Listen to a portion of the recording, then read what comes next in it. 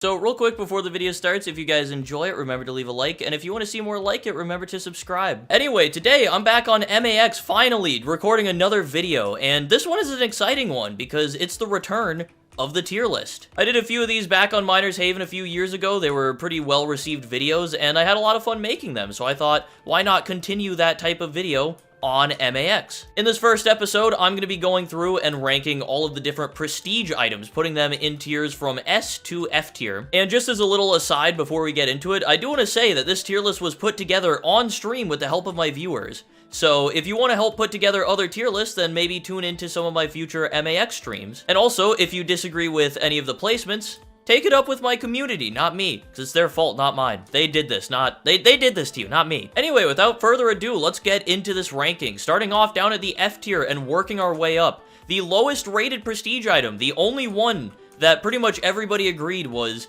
pretty much useless. We've got the Star's Birth, which I don't think will surprise anyone that it's ending up down here. Now, I will say, if you get this thing early on, it can be a really powerful furnace. However, there are other really powerful furnaces that you can get early on. Stuff that's going to be just as good, if not better than this thing, because this thing takes up a prestige slot that could have gone to an upgrader. You get a good furnace that has a comparable multiplier with another prestige item that also has a really good multiplier, you're going to be getting better value out of that. And also, this thing becomes completely useless once you get later on into the game, because there's another prestige furnace that is significantly better than this thing. So this thing, to me, pretty cleanly lands itself in the F tier as the worst prestige item in the game. And that's the only item in F tier. I will say, all of the prestige items in this game are really powerful. Just because some of them are ranked a little bit lower doesn't necessarily mean that they're bad items. They're just not as good as the other prestige items. With that being said, down in the D tier, we also only have one item, and this one may also not surprise you guys that much. It's the Prismatic Drill. Once again, another item that gets outclassed by another item you can get later on in the game. However, the Prismatic Drill, I think, is more useful than the Star's Birth because it's pretty clearly the best mine in the game when you can get it. Like, early on, this thing is a pretty hard carry item. It is really useful. You're not going to get many other items that can really replace this thing, except for the Discharged Amplifier, which you get later on in the game. And once you get that, this thing is entirely useless to you.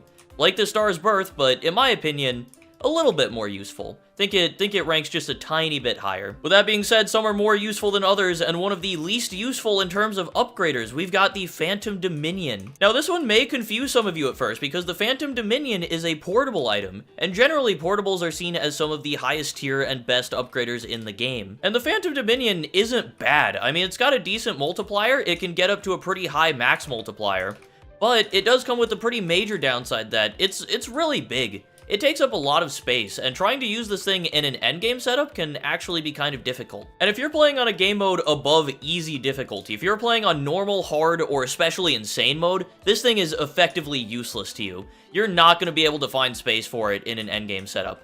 It is still useful for self-furnace setups. You can still get use out of it as a portable, and in easy mode, it's really not that hard to find space for it. But generally, this thing is on the weaker side of portables. Alright, next up, we've got another C tier item for the first time. A tier that doesn't only have one item in it. Next up, we've got the Tartarus. Now, the reason I've got the Tartarus ranked so low, even though it is a buff grader, is pretty much just the fact that the buff it actually gives isn't that useful, especially relative to some of the other buffs. I mean, the Blaster buff, not that bad. However, compared to, like, buffing up poison items, for example, it's not quite as useful. It doesn't have quite as good of a special effect as a lot of the other prestige, and even, honestly, regular buff graders in the game. And also, relative to other prestige items, it's got a really low MPU. Like, obviously, 1.84 isn't a bad MPU by any stretch of the imagination, but compared to some of the other better prestige items, this thing just doesn't really hold a candle to them, in my opinion. Next up, our last item in the C tier, what might end up being a little bit of a controversial pick, I think. I'm putting the Space-Time Dilator down here. Now, this was a tough one, because when I was going through the items and trying to rank them, I was trying to take into account every stage of the game. Now, obviously, for me, I am a late-game player, so a little bit more of my focus went on that. However, I did try and take into account some of the early and mid-game stuff as well. And the Space-Time Dilator in the early and mid-game really isn't that good. This thing ends up being one of the weaker upgraders because until you have the Oceanic Piano, you're really not getting the full use out of this thing. It's also a way up high upgrader, which just inherently makes it a little bit more annoying to use. In fact, you also can't use this thing until you have a Palinopsia. If you just have the after image, you really can't effectively get good use out of this thing in a fast setup. However, once you do get late game, and once you do get those things, this thing becomes an incredibly powerful upgrader. I mean, 2.26 MPU, max multiplier of almost 700 times. That is incredibly powerful. So once you do get late game, once you get all of the items required to make this thing really pop, it pops. It goes hard. But up until that point, it's really not good. So for me, ranks a little bit lower. And now moving up into the B tier, now we get into the interesting section of this, because this is where a majority of the items reside, up in the B, A, and S tier. Because, like I said, every prestige item pretty much is useful and has a purpose and is really, really good, and you should use them in your setup. The first item that I have in the B tier is actually the Obsidian Pinnacle.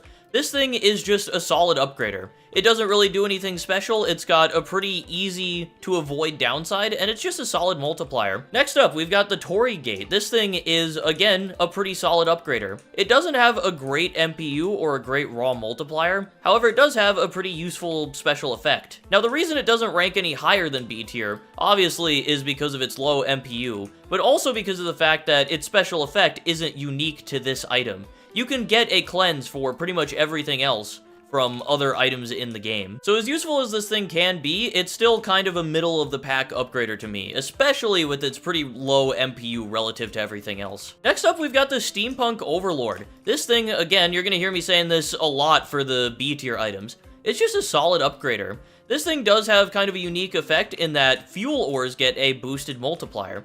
Now, the only way to actually reach the max multiplier with this thing is by using an Ultra Compound, which is the Emerald Pulverizer, I believe. That requires some good RNG or just a lot of playtime, and it's also a pretty low MPU item on its own, but it really makes this thing pop. I mean, it gets it up to a 2.32 MPU, which is really good. Even without that, though, this thing does still hold its own. It's still a really solid upgrader, and it's still definitely worth using, which is why it ranks in the B tier. Next up in the B tier is an item that, honestly, I still don't quite fully understand, which is the Manic Saccharinity, which I'm sure I'm also not saying that perfectly correctly. Not saying anything perfectly correctly right now, Jesus Christ. Anyway, the Manic Saccharinity works by taking the multiplier of the item before it and the multiplier of the item after it, and cubing those multipliers, and then multiplying those values together, and then giving that as the multiplier to the ore, which effectively means it depends on what upgraders you have in front and after it. It's a little bit weird, and it's a little bit hard to wrap your head around it at first, but it's effectively just use your highest multiplier items before and after it, and you'll get the best effect out of it. It can get up to some decent MPUs, but it is a little bit of a confusing item, and it doesn't have quite the same potential as some of the other items that are going in higher tiers, which is why it ranks in the B tier. And finally, in the B tier, we've got the Frozen Catastrophe, and this, once again, just a solid upgrader. It can get up to a pretty decent multiplier, however, you do need a good compound in order for it to get up to its max MPU and its max multiplier. Doesn't do anything particularly special or useful, it just is a solid upgrader. I don't think it's any better than B tier, I don't think it's any worse than B tier, it's just, again, very middle of the pack. And that brings us straight into the A tier. And we're just going to start off on this one with the Tabula Rasa. And this thing actually has a really impressive max MPU that it can get up to, a lot better than some of the other items. It's a really solid upgrader. The reason that it's in the A tier is because getting to that max multiplier requires you to have filled out at least 70% of your collection, which can be a little bit difficult to do. It takes a good amount of grinding and a good amount of playtime to get this thing up to its max potential. If you don't have your collection filled out, then this thing isn't going to be nearly as good for you. So it's still really good, still a lot of potential, but it ranks a little bit lower than the S tier, even though it has a really impressive MPU. Next up in the A tier, we've got the Carnivore Bloom, which, honestly, looking at it now, I think I might have underrated when I first put together this list. We'll judge it after I get everything placed down. But the Carnivore Bloom is an incredibly powerful upgrader. It has a solid max MPU, not as good as a lot of the other prestige items that are up in the S tier, and even in the A tier, it's a little bit low relative. However, the special buff that it gives is Venom, which buffs up the Poison multiplier, and Poison has some of the most powerful upgraders attached to it in the entire game. So having a buff for Poison specifically, and that being a 2 times buff, is incredibly powerful. This thing absolutely skyrockets the MPU of some other items, and it's already good on its own. This thing would still be worth using even without that special effect on multiplier alone.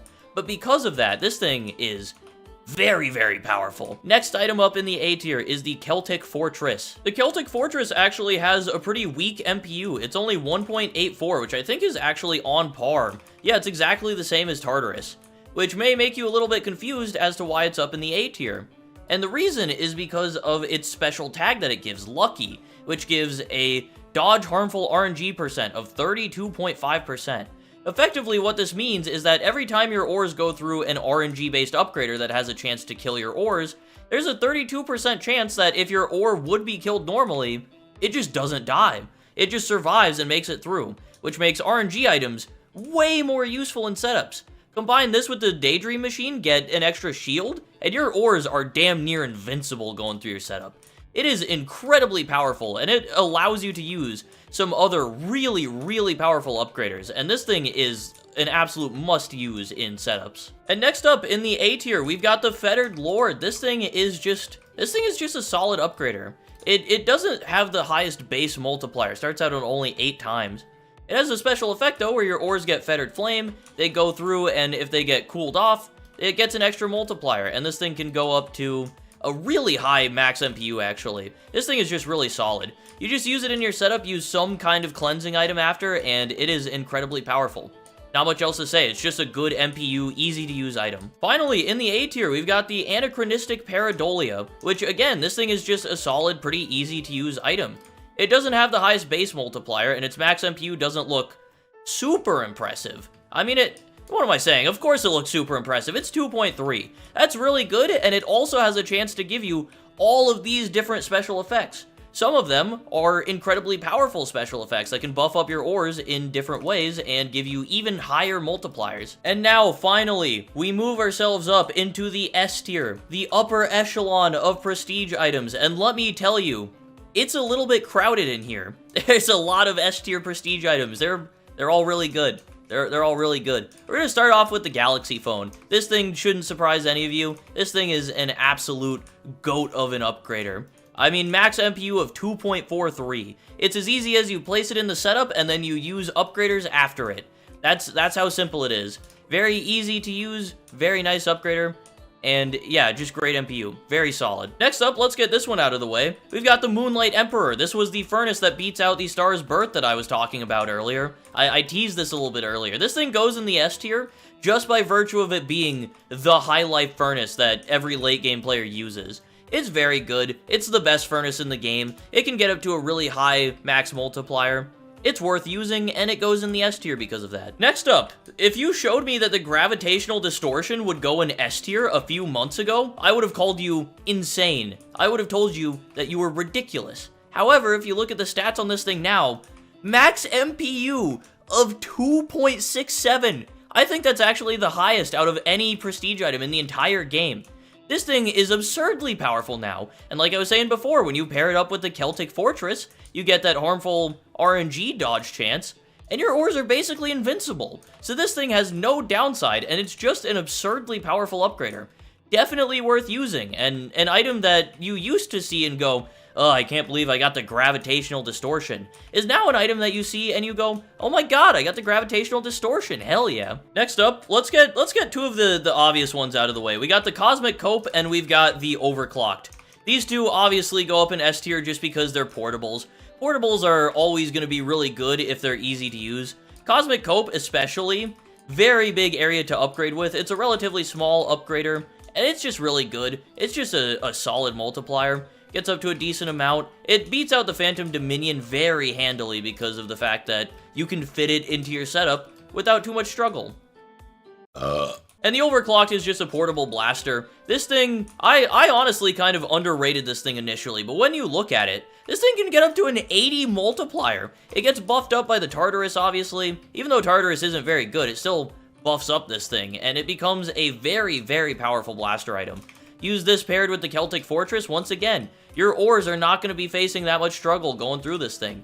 And it's just a really solid portable item that I think is worth using. Finally, the last prestige item to talk about, the Bastion of Chaos.